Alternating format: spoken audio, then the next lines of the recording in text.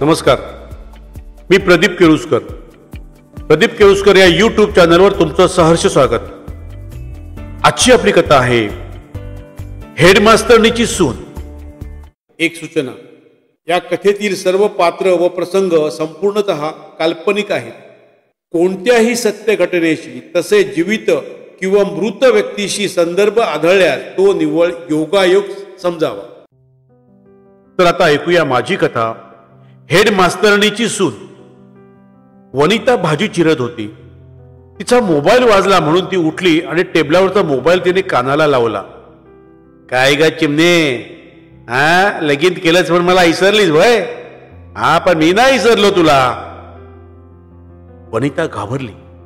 आजूबाजूला कोण नाही हे पाहून म्हणाली, मला इथे फोन करण्याची तुझी हिंमत? अरे मूर्खा, आता माझं लग्न झालंय माहिती आहे ना तुला? ऐकी माहीत, हा मला फसविला, हा माझा प्रेम पायाखाली घातलं वय? मी तुझ्या गावात आलो या बऱ्या बोलानं संभाजी पार्क मंदी ये, नाहीतर काय? हा काय करशील रे, काय करशील? हा तुझा नवरा आहे ना सुयश, काय त्याचं नाव, पत्ता हाडलाय मी, सुयश पत्की नवत्यो, हा त्याचा नंबर आहे माझ्यापाशी.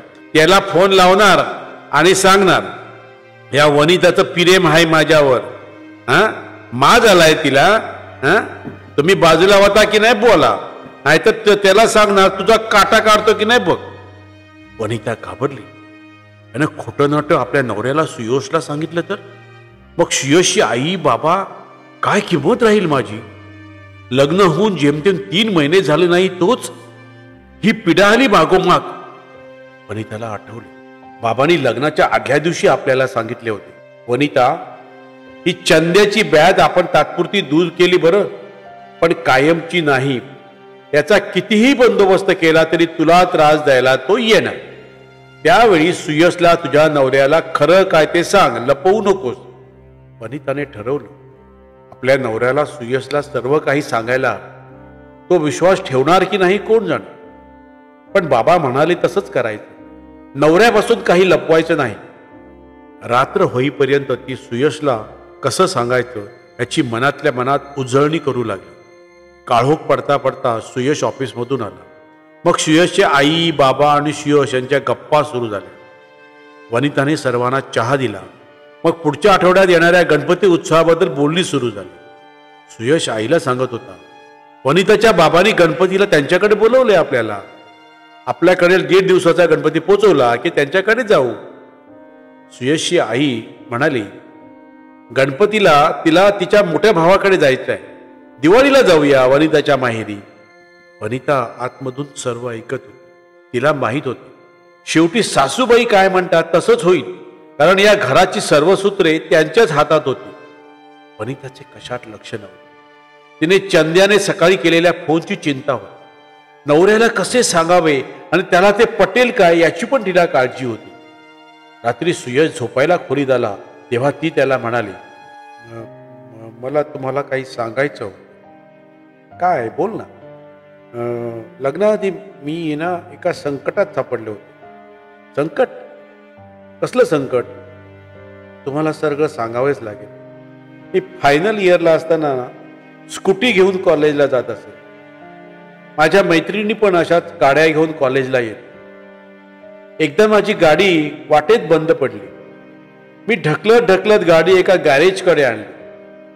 गॅरेज मालकाने गाडी पाहिली आणि 2 दिवसांनी फोन करतो मग घेऊन जा असे सांगितले. मी त्याला माझा नंबर दिला. 2 दिवसांनी त्याचा फोन आला तशी मी गाडी घेऊन आली. बर पुढे मग? त्यानंतर त्या गॅरेजवाल्याचे मला फोन लावला. गॅरेजवाल्याने, वनिता तू मला लई आवडतीस, माझ्याशी शादी कर. मी चिडले आणि मला येत होत्या नव्हत्या तेवढ्या सगळ्या शिव्या त्या गॅरेजवाल्याला घातल्या. पण पुन्हा त्याचा फोन आला.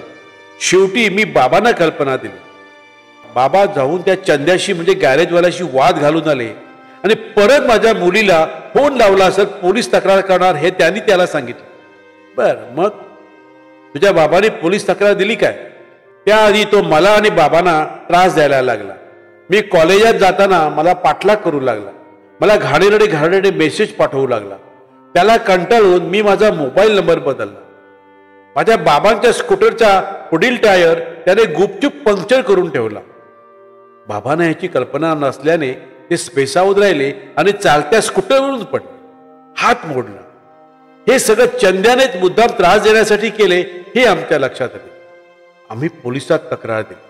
त्यावेळी आमच्या भागात पोलीस इन्स्पेक्टर होते जयंत इनामदार. कोण? जयम इनामदार? जयंत सध्या सांगलीत आहे तोच का जयंत? हो हो, तेच जयंत. कदाचित तेच असतील इनामदार. त्या जयंत इनामदारनी त्याला उचलून दिले आणि त्याची हाडे मोडून ठेवली. केस उभी राहिली, पण फारसे पुरावे नव्हते.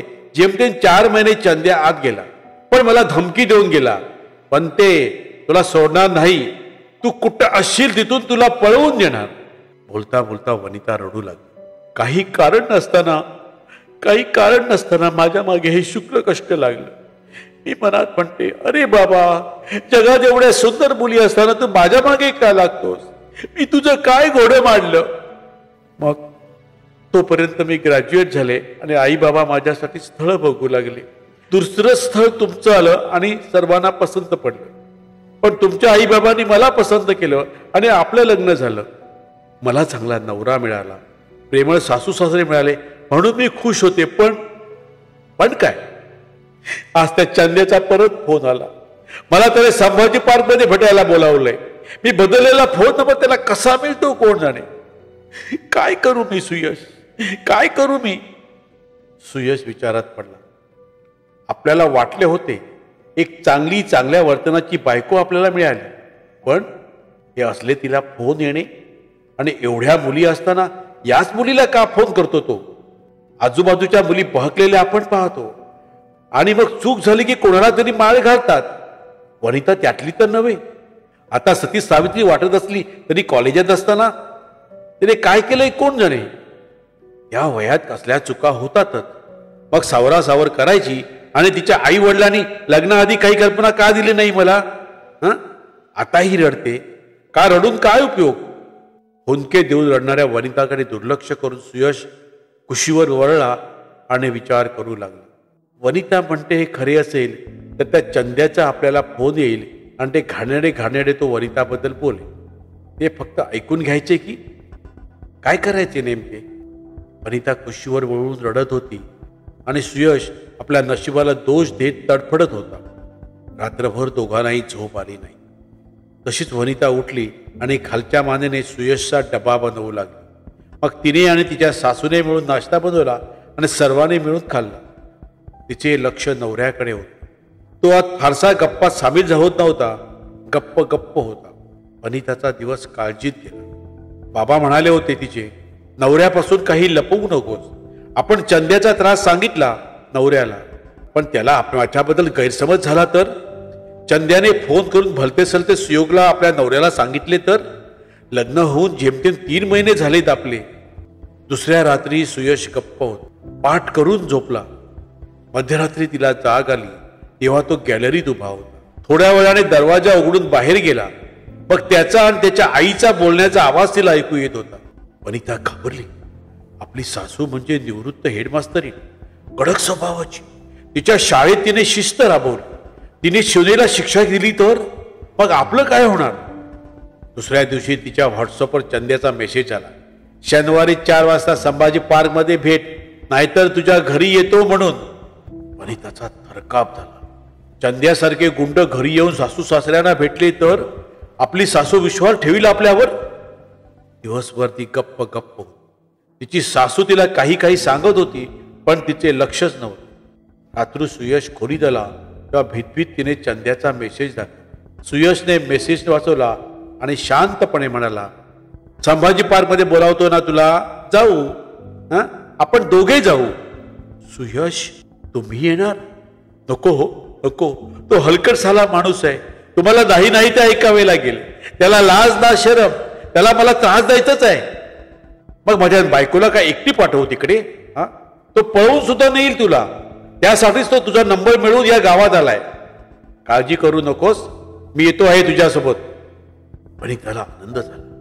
आपल्या नवऱ्याने आपला काहीतरी विचार केला. शेवटी शनिवारी सुयश लवकर आला ऑफिसमध्ये. आई बाबांना सिनेमाला जातो म्हणून तीच दोघे बाहेर पडले.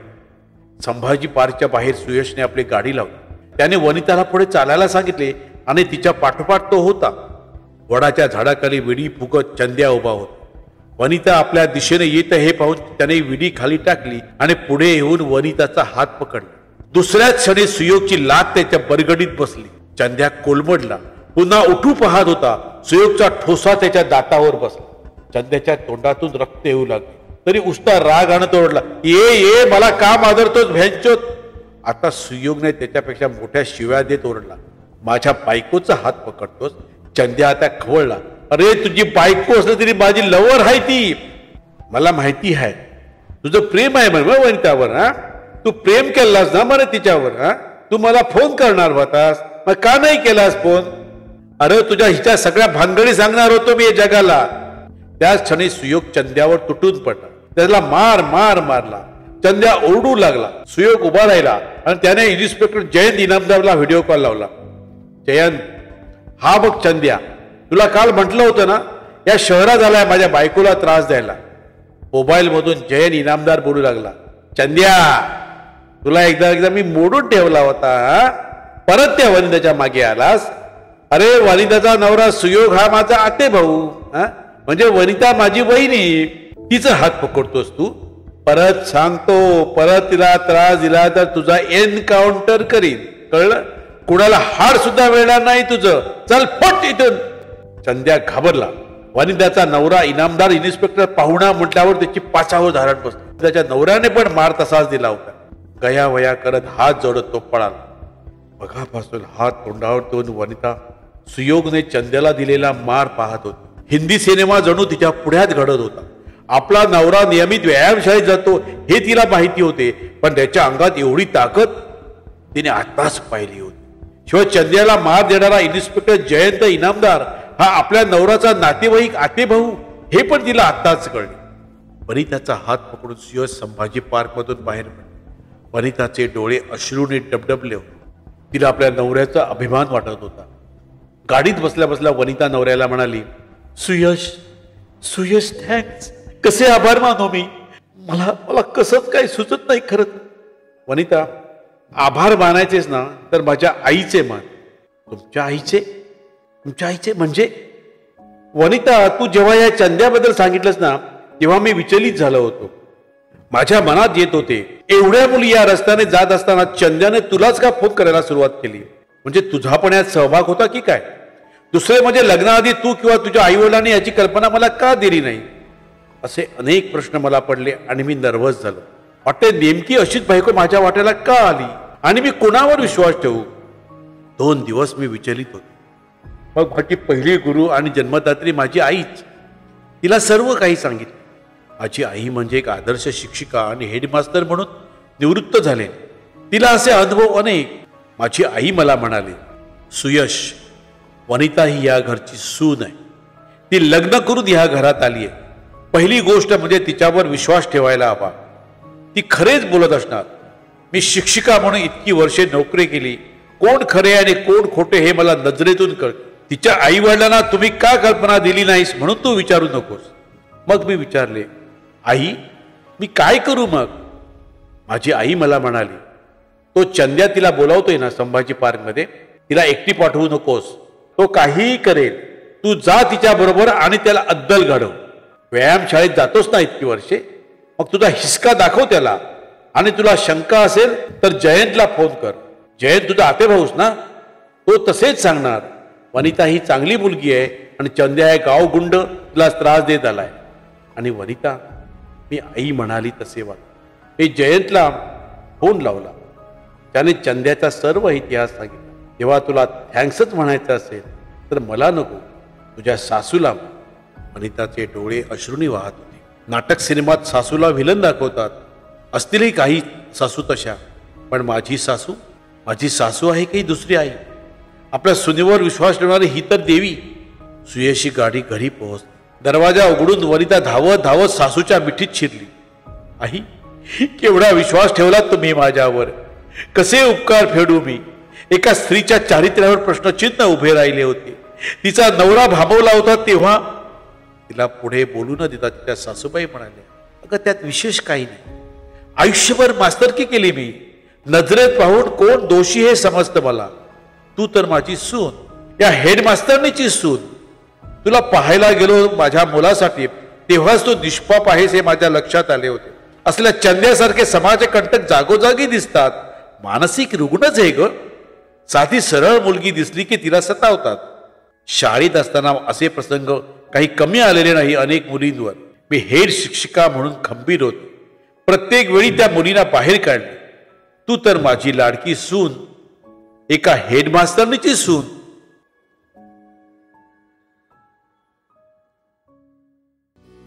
तर मंडळी, कशी वाटली माझी ही कथा? माझे प्रदीप केळुसकर हे यूट्यूब चॅनल सबस्क्राईब करा, बेल आयकॉन दाबा आणि तुमच्या मित्रमंडळीमध्ये शेअर करा. आणि आपल्या खालच्या कमेंट बॉक्समध्ये तुमच्या कमेंट्स अवश्य लिहा. तसेच माझ्या व्हिडिओला लाईक करा आणि शेअर करा. धन्यवाद.